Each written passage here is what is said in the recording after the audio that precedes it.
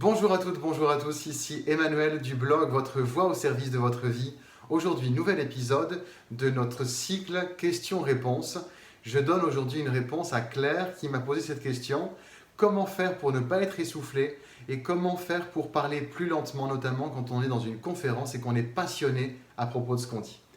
Ne pas être essoufflé, c'est une chose très importante parce qu'il faut être endurant, il faut pouvoir captiver l'attention et laisser les personnes en quiétude physiologique en vous écoutant. Et si on vous sent en mode essoufflé, c'est juste pas confortable. Alors, comment éviter l'essoufflement? Eh bien, il est préférable, conseillé, de respirer plus souvent et plus tôt. Surtout plus tôt que le dernier moment. Faisons une comparaison. Vous avez votre voiture qui a à peu près une réserve d'essence pour faire 150 km, mais en fait, il faut que vous en fassiez 300. Est-ce que vous faites dès maintenant le plein d'essence ou est-ce que vous attendez d'être à la limite, sachant que ce n'est pas sûr que vous rencontriez la station-service?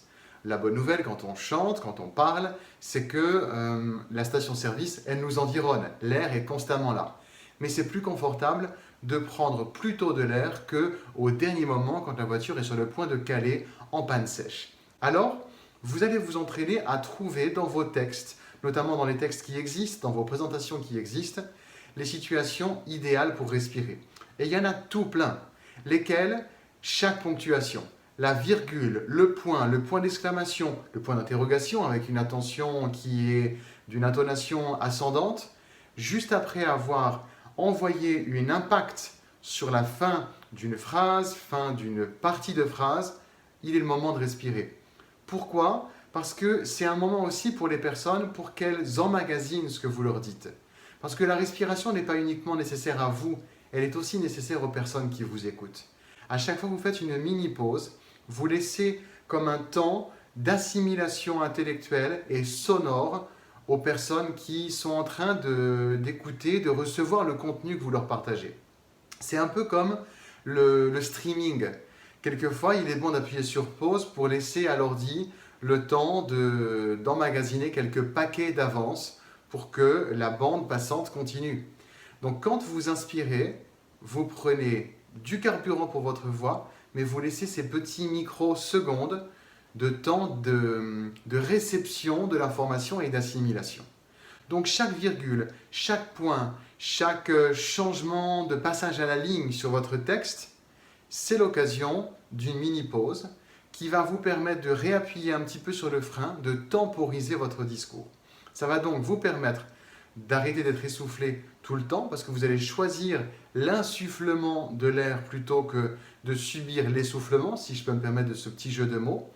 Et aussi, ça va vous permettre, quand vous le souhaitez, de ralentir le discours. Dans mes vidéos, j'ai l'habitude de hausser le niveau de vitesse, de rythme, parce que tout simplement, on le sait, c'est aussi le challenge de l'écoute quand on est sur les médias sociaux, mais je laisse toujours, de temps en temps, des mini-pauses. En présentiel, je vais quelquefois parler plus lentement parce que je suis dans le même espace physique que vous. Donc ce conseil-là, vous pouvez l'utiliser de deux façons.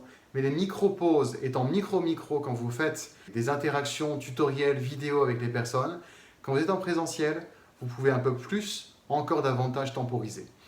La clé de la respiration, elle est à concevoir comme un outil de mise en page sonore de votre discours, avec la même attention que vous portez à vos mises en page PowerPoint quand vous choisissez une police de caractère, une couleur, une taille de police, un espace entre le titre et les paragraphes qui suivent. Tout ça, c'est une mise en page visuelle. Figurez-vous que les respirations que vous allez mettre dans votre flot de paroles, c'est aussi une mise en page, mais cette fois-ci une mise en page sonore. C'est une clé fondamentale. Un grand merci à toi Claire de m'avoir posé cette question. Je l'ai mise en priorité parmi les questions que je reçois parce que je sais que ça peut apporter beaucoup, beaucoup, beaucoup. Je vous invite à poursuivre ce cycle avec moi, que ce soit l'occasion qu'on chemine ensemble, que je connaisse vos nécessités et que la bonne nouvelle, c'est que vos nécessités ont de grandes chances d'être la nécessité aussi d'autres personnes qui suivent mes médias sociaux et mon blog, Votre voix au service de votre vie. Vous êtes libre donc de poser ces questions par mail ou en commentaire. Si vous souhaitez l'anonymat de la question, eh bien vous me le dites, comme ça je dirai juste un prénom inventé. Téléchargez le bonus que j'ai préparé pour vous, qui est un e-book dans lequel je vous offre des secrets de mon métier de formateur, chanteur et enseignant qui m'ont permis tout simplement de faire que ma voix soit un outil fiable, sécure, au service de ma vie professionnelle. Et c'est pour ça que je vous offre ce blog et tout ce contenu.